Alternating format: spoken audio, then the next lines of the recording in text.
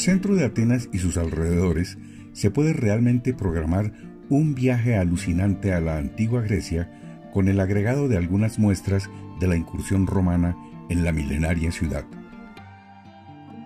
Indudablemente el viaje se puede iniciar en la Acrópolis, la roca sagrada, el yacimiento antiguo más importante de Occidente. Allí está el teatro de Dioniso del siglo IV antes de nuestra era, el más antiguo que se conserva. Se dice que podría albergar hasta 17.000 espectadores y que allí se estrenaron las obras de los trágicos Esquilo, Sófocles y Eurípides.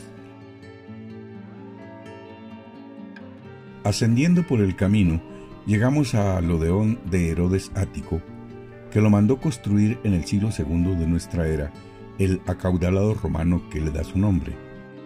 Es un magnífico teatro en el que actualmente se presentan espectáculos de danza, conciertos de música clásica, música pop y ópera, dada su extraordinaria acústica y su buen estado de conservación.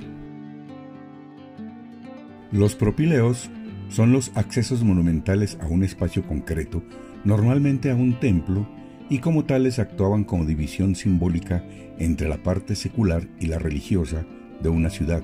Estos se diseñaron como una entrada monumental a la meseta de la Acrópolis y al Partenón, el gran templo de Atenea, diosa de las artes, la sabiduría y la guerra, patrona de Atenas. Construidos con mármol blanco pentélico, los propileos fueron diseñados para reflejar el estilo arquitectónico y las proporciones del cercano Partenón. A la derecha de los propileos, antes de cruzar las puertas, está un pequeño templo, el de Atenea Nike, la victoriosa. Conmemora la victoria sobre los persas en la batalla de Salamina. Se inició su construcción en el 449 antes de nuestra era. Nike la victoriosa suele aparecer representada con alas y portando una palma o una guirnalda de laurel.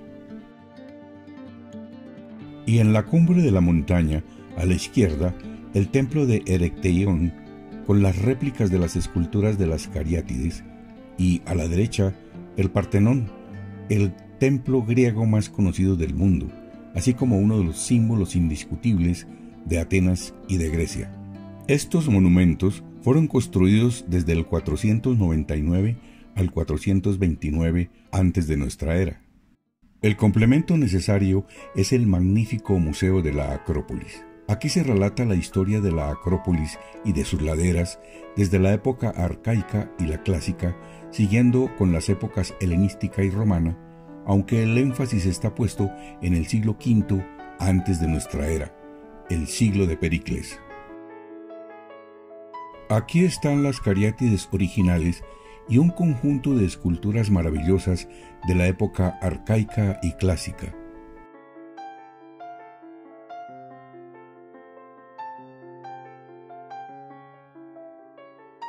La planta superior está destinada a albergar todos los elementos artísticos vinculados al Partenón y se ha reproducido el edificio con sus dimensiones y decoraciones exactas respecto al original.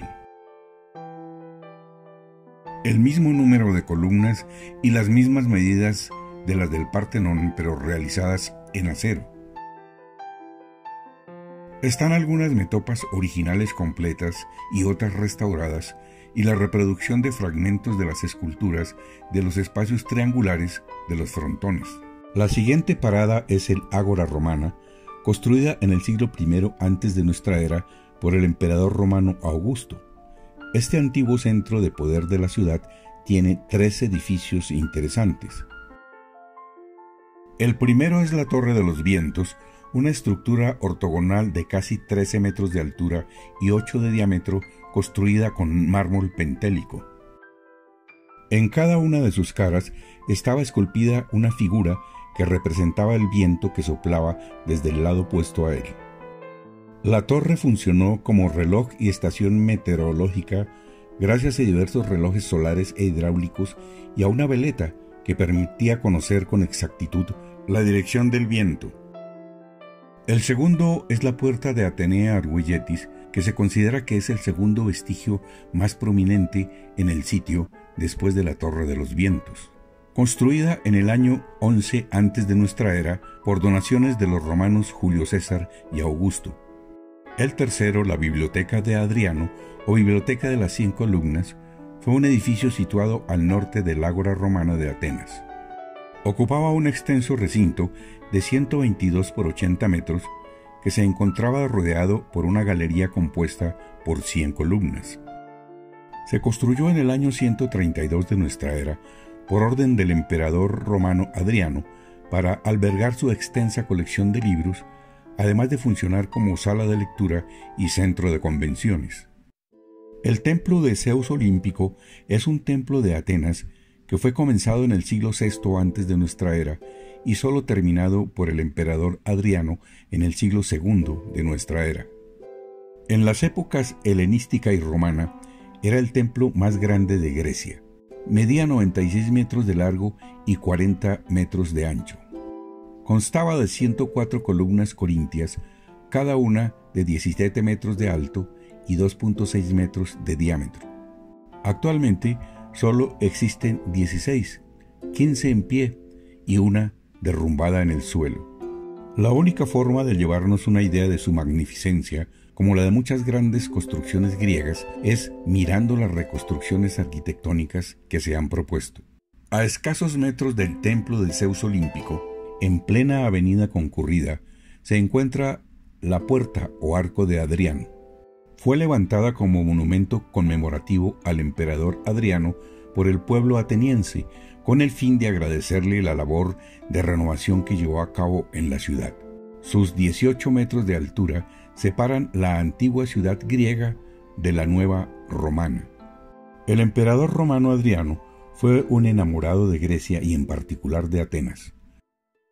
Como punto final de este viaje, el Museo Arqueológico Nacional de Atenas, que alberga la mayor colección de antigüedades griegas del mundo. Esculturas,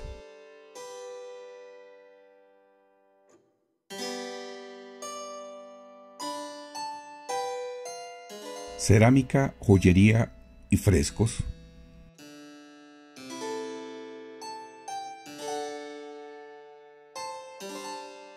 máscaras de oro,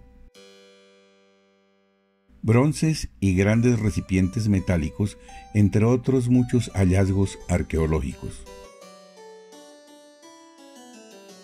Es imposible recorrerlo y degustarlo todo en una sola visita, pero se observe lo que se observe, es una maravilla. En conclusión, creo que vale mucho la pena realizar este viaje por la cultura griega antigua mediante este recorrido.